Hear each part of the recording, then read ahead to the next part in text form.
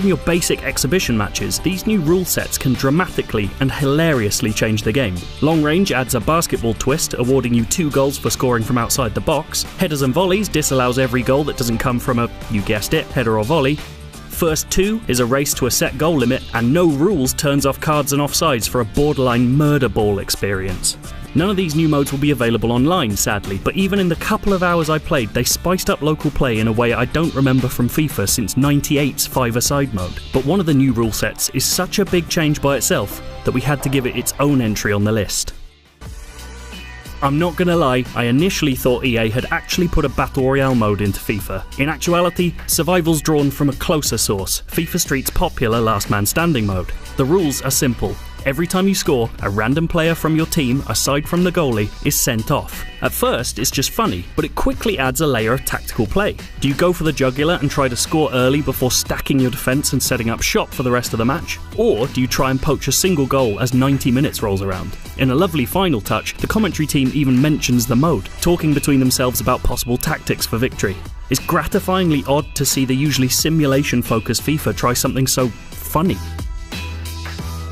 Despite my snarky comments at the start of the video, timed finishing is an EA title for a change that actually makes itself felt almost immediately. Probably the most significant change to FIFA 19's gameplay itself. The easiest way to explain this feature is to compare it to something very unlikely: Gears of War's active reload system.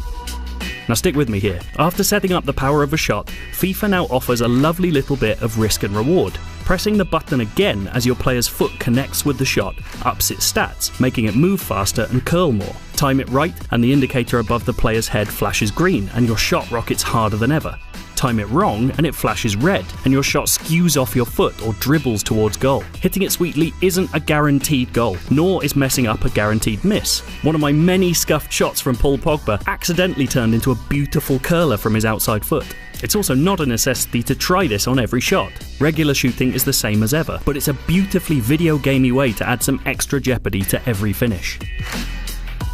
Probably one of this year's more invisible changes is EA's somewhat nebulous promise that opposing players will be more physical when meeting the ball at the same time. Initially, I was a little skeptical about this. Surely that's just, tackling. But returning to FIFA 18 after my hands-on with the new game has made me a believer. Where last year's game often sees players inexplicably failing to put a tackle in when coming towards each other, FIFA 19 often sees them both going in hard, even colliding with each other in the process. It makes defending feel more robust, and even has the upshot of making losing the ball feel a little less irritating than if your player just lets an attacker run past them.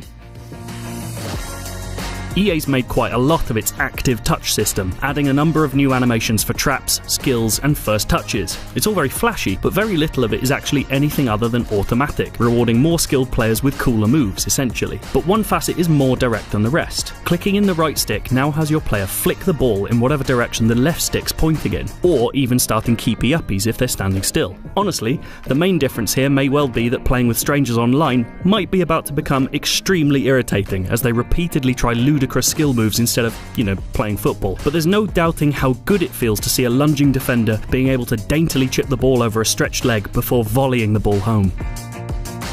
This final point is another win for local play. FIFA now lets you create distinct in-game profiles which can be chosen by players before any match. Each profile collects a frankly absurd number of stats about your play, right down to which part of the net you score the most goals in. Better, it directly compares your stats against every other profile, meaning you can now track how many times you've won or lost against any other player who has a profile on your console.